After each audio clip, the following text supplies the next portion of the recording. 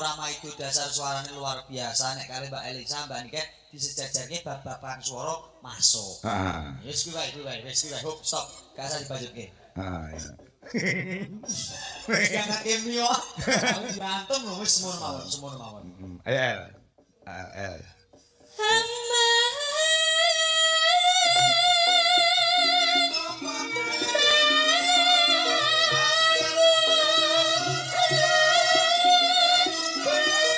Bablas nyosi kucing, Mas.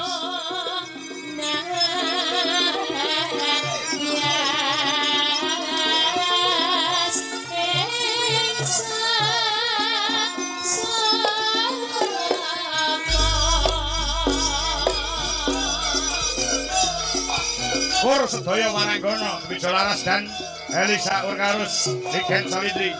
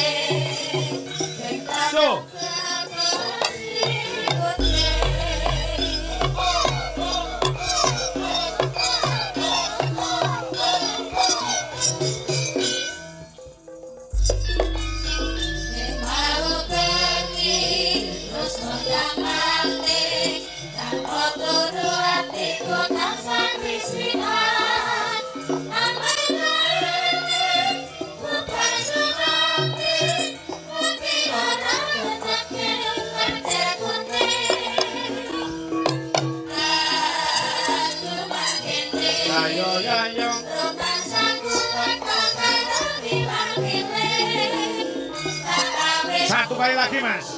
Elisa berdiri, ayo dosa.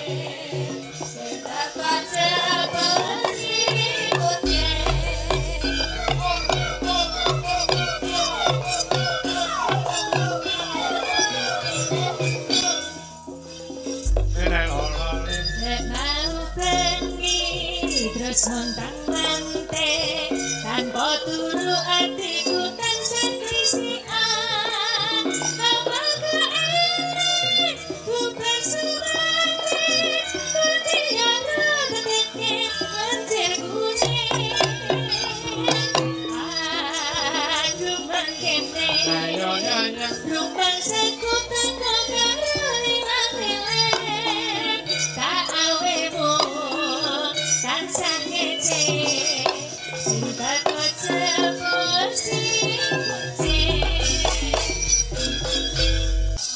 itu tidak bisa dipungkiri, ojo nganti lali karo Purwoduk Sina ya saya. Bener. Kita tuh nggak bisa muncul sendiri, Pak. Betul. Nanti kudu apa ya istilahnya saling mengorbitkan itu nggak bisa muncul dewe. Mesti ono jalarane. Terutama kalau kayak wayang itu ya grup besar ya dalang. Betul. Jadi kula ya dari dulu sekot 75.000 150.000 ya tadi mundak 175. Amin, tenang lho, 175 lho. Iya. Berarti ada unsur kebersamaan satu kru, satu grup itu bisa. Ya sebenarnya mengisikan. Ya. Tugas kita saling mengisi dalam panggung kui apa yang perlu diisi, ono kurangnya ya dilengkapi. Oke, siap. Kamu yang belum ada. Modelnya lah podo mundek ngono. Mundek nesunan. Model gongder. Iya. Mereka ngaturaken menapa? Monggo derek. Mas Kaleng, Mas Bagong. Iki ora nek pamundhut masalahe. Oh ngaten, merdeka mawon nggih. Merdeka. Dadi sing tak kon ngatekin Mbak Elisa dulu, engko bar iki gek nduk Niken. Mergo lagune Niken iki wis disiapke karo kanca-kanca. Oh ngaten. Siap. Semarangan ya, Sa? Semarangan. Ya, bawa mau urung sempat enek bawa-bawanan. Sampun. Oh, wis, Sa? Iya, tadi gegarane tadi. Oh iya. Coba saiki meneh, bawa meneh. Apa? Bangkur apa-apa ngono ayo. Nah. Mingkar mingkur rengo karo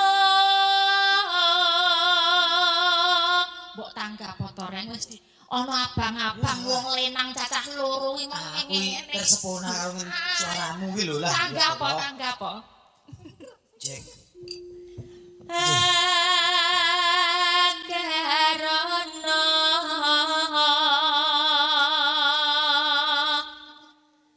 karenan marti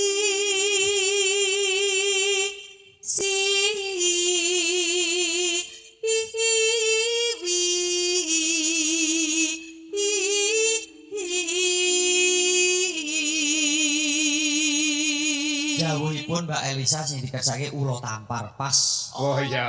Pak Sinten. Weluh ra takon jenenge. Aku anggere iso duwike lu gak ngegas wonge.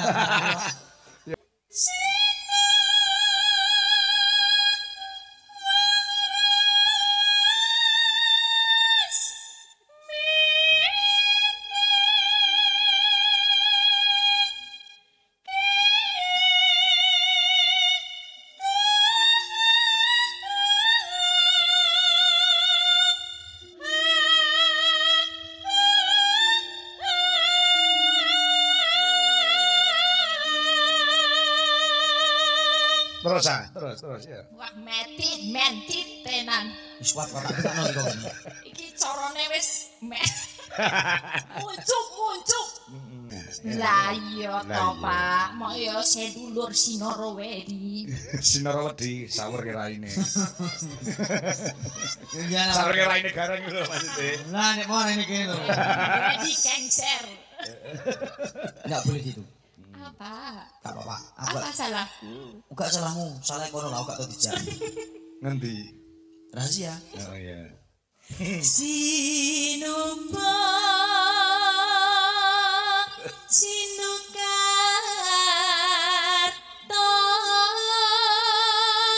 mreh kretarto pakartine ilmu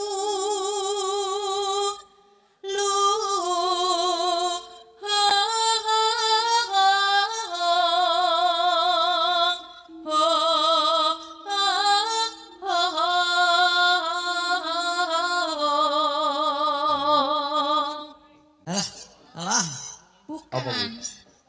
Kembang Purbolinggo. Purbolinggo apa Pak tadi? Ganti manis. Griges to. Griges. Kembangnya napa? Kembang Arung Purbolinggo. Probolinggo. Dek. Dereng ngertos Dereng iku Pak. nate. Napa gantose napa sik remen? Podang kuning. Oh iya. Wah, Itu malah enak sih keco. Podang kuning kuwi enak embah niku Pak.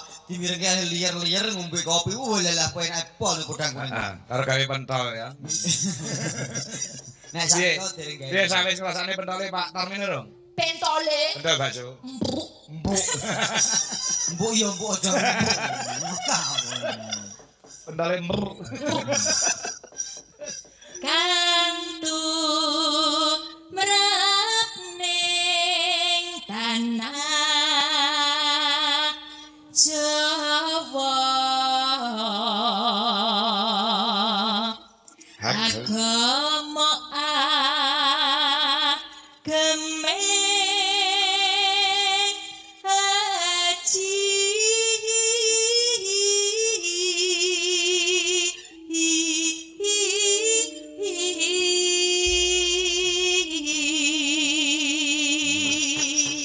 Mas Gareng karo Mbak Elisa. Niki wau kula nggih disusul karo anak kula Sampir. Ngerti ora anak Sampir ngerti rasa? Anak Sampir itu anak yang lahir saat wayangan gitu. Betul, betul. Nduk Ayu yang ada di Jatioso. Jadi anak sampir saya itu ada 6 sa. Wah. Ada 6. Luar biasa, luar biasa. Anake oke. Anake oke tenan. Mula rezekine yo banyu mili mergo sing ndongake yo akeh. Masya Allah, berkah barokah Pak Angkor. Tur ora setiap dalang bisa ngono kuwi Mbak. Gerakan ya. Iya, Bersamaan dengan ada wayangan, ada bayinya lagi. Lahiran. Itu yang menamai juga Pak Kang. Iya betul, yang memberikan nama saya. Nganti lali Bu jenenge. Kusumaning Ayu ning Hapsari sing kene ya. Nah, celukane Ayu. Oh, sesuk aku nek meteng ngono tak paske yo. Tak paske le lahir nek pas ono wayangan ngono. Meteng. Meteng. Ya, lagune anu ya ki mau Ulo Tampar ya. Ulo Tampar. Ya aku ditemenin ya Pak. Siapa? Ya, ya. Oh ya, Mbak Cumpe sing kepengin jejer kali Mbak anu. Ada Mbak Wiwi. Mbak Wiwi ya. Ada Mbak. Ya. Loka Sinten. Wiwi ayo Wi. Ayo, digarap gamelan Bali ya. Ya dong. Ayo coba. Ya, dia ditemani oleh Mbak Wiwi. Ayo. Oh, karo gen temoto gamelane iki lagi anyar Mbak Elisa. Oh iya. Makanya itu. Nggih. Iya. Ditabuh-tabuh kencang. Dikaantemi sing banter wis ora apa-apa. Nek pedhot iki cek garansi karo sing gawe. Sing seru ora masalah. Ya, yuk kaya ngopo Ulo Tampar garap gamelan Pulau Dewata. Dados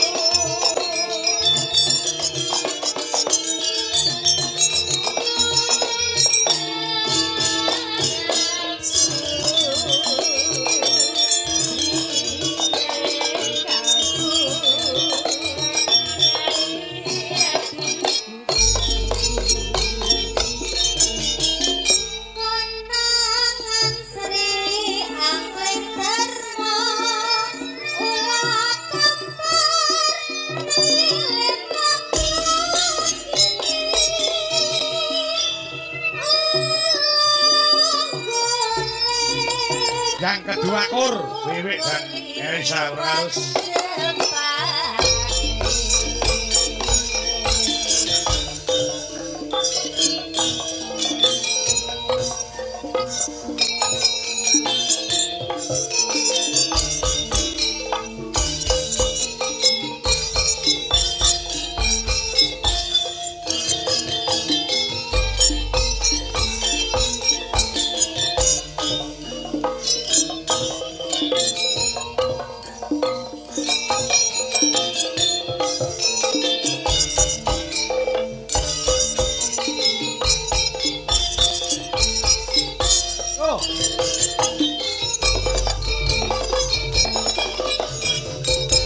Senang ini,